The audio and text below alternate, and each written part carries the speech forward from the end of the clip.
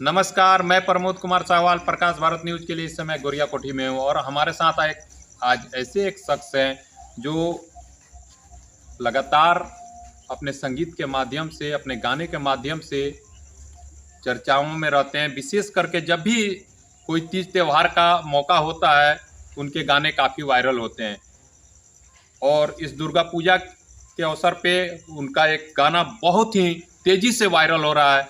यही कारण है कि आज हम उस शख्स से मिलने के लिए गोरिया कोठी में आए हैं और हम बात करेंगे उस शख्स से। मैं चाहूँगा कि आप खुद रूबरू होइए उस शख्स से।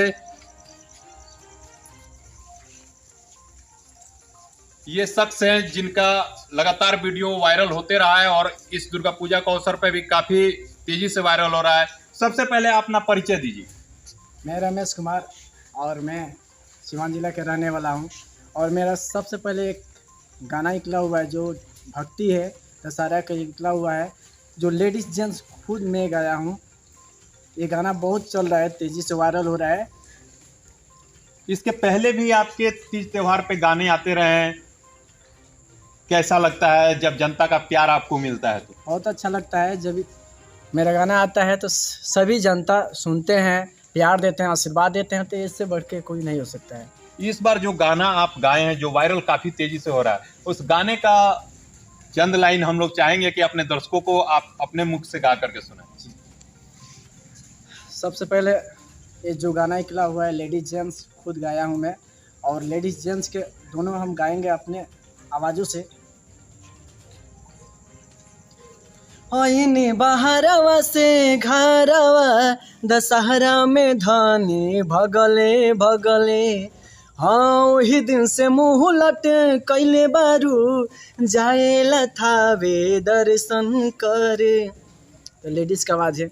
रहिया में भीड़ बड़ा लगल चाली बगले बगले, दर्शन करा दिए ही लगल चाली बगले बगले।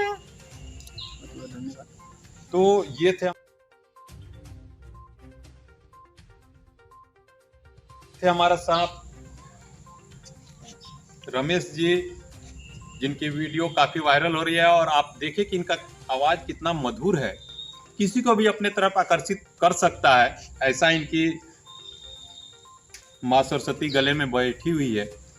हम चाहेंगे कि आप अपने गुरु को बारे में कुछ बताइए, कहाँ से आपने संगीत सीखा, ताकि हमारे दर्शकों को भी पता चले और जो संगीत के प्रति रुचि रखते हैं वो उस तक जाएं और सीखें। मैं गोरिया कोठी से सीखा हुआ हूँ। मैं 2015 में जब आया था मालूम करने के हाँ संगीत कहाँ सिखाया जाता है, तो लोगों ने बताया कि हाँ गोरिया कोठी पेट्रोल पंप के पास एक व्यक्ति हैं जो सिखाते हैं जी। तो मैं पता किया तो आके सबसे पहले नंबर दरवाजे पर सटा हुआ था तो हम नंबर वहाँ से ले लिए, फिर घर पर गए, घर से फ़ोन किए, बात हुआ, उसके बाद आने जाने का जो बात होता है वो होने लगा। उसके बाद हम बोले हमको संगीत सीखना है, तो सबसे पहले गुरुजी से मुलाकात हुआ और एडमिशन हो गया। तब से हम संगीत का लाइन पकड़ लिए हैं। संगीत आप सारी बात बताएं, लेकिन आपके गुरु कौन है अभी तक आपने सस्पेंस बना के रखा है, हमारे दर्शकों से छिपा कर रखा है। हम लोग चाहेंगे कि आप अपने गुरु जी का भी नाम बताएं, उस संस्था का नाम बताएं जो गोरिया कोठी में मौजूद है। मेरा गुरु जी का नाम है श्री कृष्ण प्रताप चंद्रवंशी और वो भी गोरिया कोठी के रहने वाले हैं। और जो इंस्टीट्यूट है वो प्रताप म्यूजिक संस्थान है, जो यहाँ से हम शिक्षा लिए हुए हैं और बहुत ही अच्छा शिक्षा लिए हैं और ले रहे हैं। जी, गाना जो इतना अच्छा आपका पॉपुलर हो रहा है,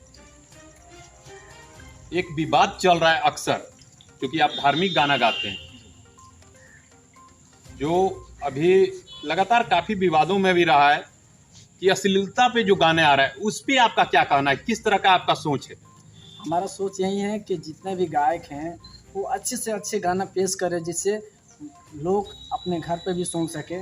और मैं वैसा ही सोचा हूँ कि मेरे गुरुजी हैं वो कभी अश्लील गाने ही नहीं देंगे, अगर गाएंगे तो उनके खिलाफ जाएंगे तभी गाने देंगे। जी, जो पुराने गायक हैं, आपके कहें कि गुरु जैसे लोग हैं, बड़े बड़े हैं, और वो लोग अश्लील गाना जब मार्केट में लेकर के आ रहे हैं, कोई संदेश देंगे? छोटा है आप, लेकिन कहा जाता है कि अगर सीखने को छोटे से भी मिले तो बड़ों को सीखना चाहिए। ऐसे में आप उन लोगों को क्या कहिएगा जो अश्लील गाना आज समाज को परोस रहे हैं?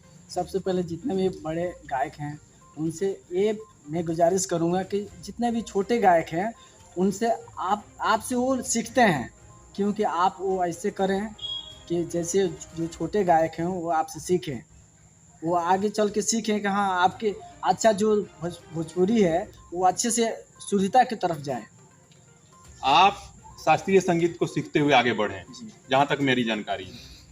शास्त्रीय संगीत और आजकल का जो अश्लील गाना है, क्या लगता है कि तालमेल होता है?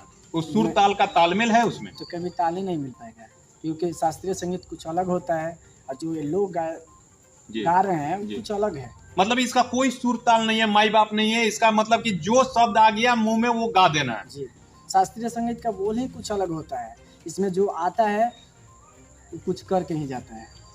जी, तो ये थे हमारे साथ, आपने सुना इनकी राय, और मैं चाहूँगा कि आप लोग भी इनके गाने सुनिए और देखिए और महसूस कीजिए।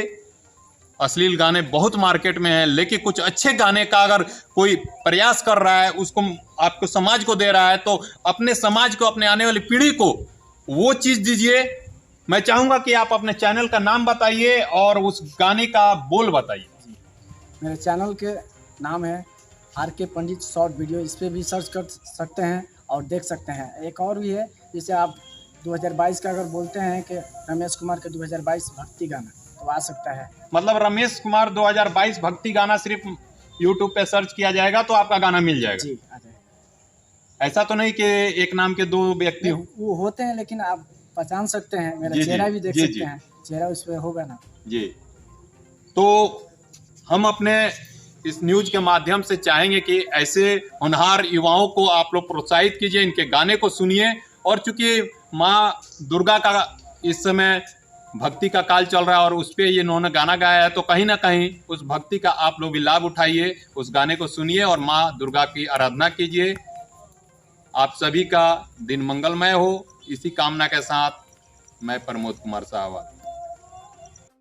आप सभी देशभक्तों से निवेदन है कि राष्ट्रीय शांति वाहिनी का सदस्य बने और देश में अमन चैन का पैगाम दें। जय हिंद, जय भारत।